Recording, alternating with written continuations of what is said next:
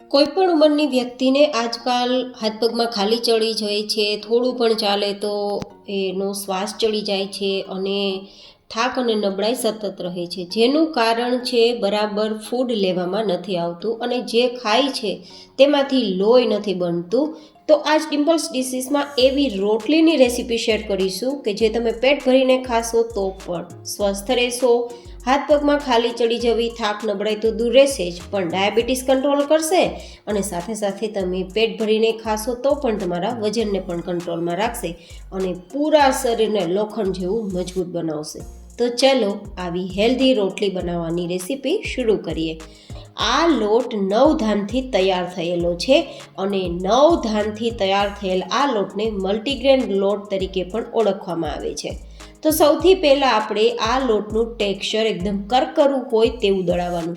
હવે આ મલ્ટીગ્રેન લોટને ઘરે કઈ રીતે તૈયાર કરવો તેની રેસીપી જોતી હોય તો ઉપર આઈ બટનમાં લિંક આપી દઈશ, તમે જોઈને ઘરે આ મલ્ટીગ્રેન લોટ તૈયાર કરી શકશો. હવે આ લોટ છે તે થોડો કરકરો જ હોય છે, તો આ રોટલી બનાવવા માટે લોટ કેવો બાંધવાનો અને કેવા પાણીથી લોટ બાંધવાનો, જ્યારે રોટલી બનાવીએ ત્યારે કેટલી થિકનેસ હોવી જોઈએ અને રોટલીને આપણે જ્યારે શેકતા હોઈએ ત્યારે ગેસની ફ્લેમ કેટલી હોવી જોઈએ, તવાનું ટેમ્પરેચર કેટલું હોવું જોઈએ, આ બધું જ જાણવું જરૂરી છે. તો જ તમે મલ્ટીગ્રેન રોટલી પરફેક્ટ બનાવી શકશો. હવે આ લોટને આપણે વધારે સ્વાદિષ્ટ બનાવવા માટે 1 ચમચી જેટલું સેંધા નમકનો ઉપયોગ કરીશું.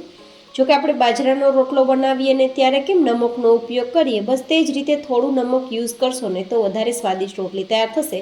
જોકે નમક ઉમેરવું ઓપ્શનલ છે. હવે આપણે આપણી આ રોટલીને વધારે હેલ્ધી તૈયાર કરવા માટે 1 કપ જેટલી પાલક ઉમેરીશું. તમે અહીંયા મેથીની ભાજીનો ઉપયોગ પણ કરી શકો છો અને પાલક મેથી બંને ઉમેરી શકો છો, પણ મારી પાસે અત્યારે મેથી નથી, માત્ર પાલક જ છે તો પાલકનો ઉપયોગ કરું છું. હવે આ રોટલી તૈયાર કરવા માટે આપણે હુંફાળું ગરમ પાણી લેવાનું અને પછી તેનાથી લોટ બાંધવાનો. અહીંયા તમે મોણ માટે તેલ અથવા ઘીનો ઉપયોગ પણ કરી શકો છો, જેથી રોટલી થોડી વધારે નરમ તૈયાર થાય, કારણ કે આ લોટ કરકરો છે અને 1 કરતાં વધારે ધાનથી તૈયાર થયેલો લોટ છે. આમાં 9 ધાન છે. કયા કયા ધાન છે, કેટલા પ્રમાણમાં ઉપયોગમાં લેવાનું અને કઈ રીતે દળાવવાનું તે બધી જ પ્રોસેસ એ મલ્ટીગ્રેન લોટ તૈયાર કરતી વખતે રેસીપીમાં મેં બતાવ્યું છે, તો એ રેસીપી તો તમે જરૂરથી જોજો. હવે હુંફાળા ગરમ પાણીથી લોટ બાંધવાનો, એ પણ જે રોટલીનો લોટ હોય ને તેનાથી થોડો નરમ લોટ બાંધવાનો. શું કામ? જેનું કારણ છે કે આ લોટ છે તેમાં કરકરો લોટ હોવાના કારણે વણવામાં થોડી તકલીફ થશે. જો થોડો પણ કડક લોટ હશે ને તો રોટલીની કિનારી ફાટી જશે અને રોટલી ખાવામાં પણ થોડી ચવડ થશે. તો થોડો મુલાયમ લોટ તૈયાર કરવાનો અને પછી અહીંયા ફરીથી લોટને થોડું મોઇશ્ચર આપવા માટે 1 ચમચી તેલ ઉમેરી અને મસળીને આ રીતે 15 મિનિટ માટે છોડી દેશું. 15 મિનિટ આ લોટને સેટ થવા માટે સમય જરૂરથી આપો, તો જ રોટલી ખાવામાં સોફ્ટ બનશે, નહીં તો થોડી ચવડ થઈ જશે.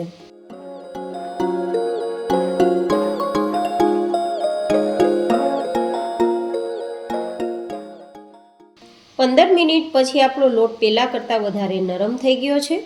તો હવે આપણે અહીંયા જરૂર મુજબ થોડું રોટલીનો લોટ હાથમાં લેશું. રેગ્યુલર રોટલી આપણે બનાવીએ ત્યારે જેવડી સાઇઝમાં રોટલી હોય ને તેનાથી થોડી ભરેલી આ રોટલી તૈયાર કરવાની છે, તો એ મુજબ લોટ લેવાનો. એટલે કે ભાખરી જેટલી જાડી નથી કરવાની, પણ રોટલીની સાઇઝ જે હોય ને તેનાથી તો થોડી ભરેલી જ રાખવાની, કારણ કે જો વધારે પાતળી કરવા જશો ને તો રોટલી ઠંડી થઈ ગયા બાદ થોડી પણ પસંદ નહીં આવે, ચવડ થઈ જશે અને ખાવામાં નહીં મજા આવે. ગરમ તો ભાવશે પણ ઠંડી નહીં ભાવે.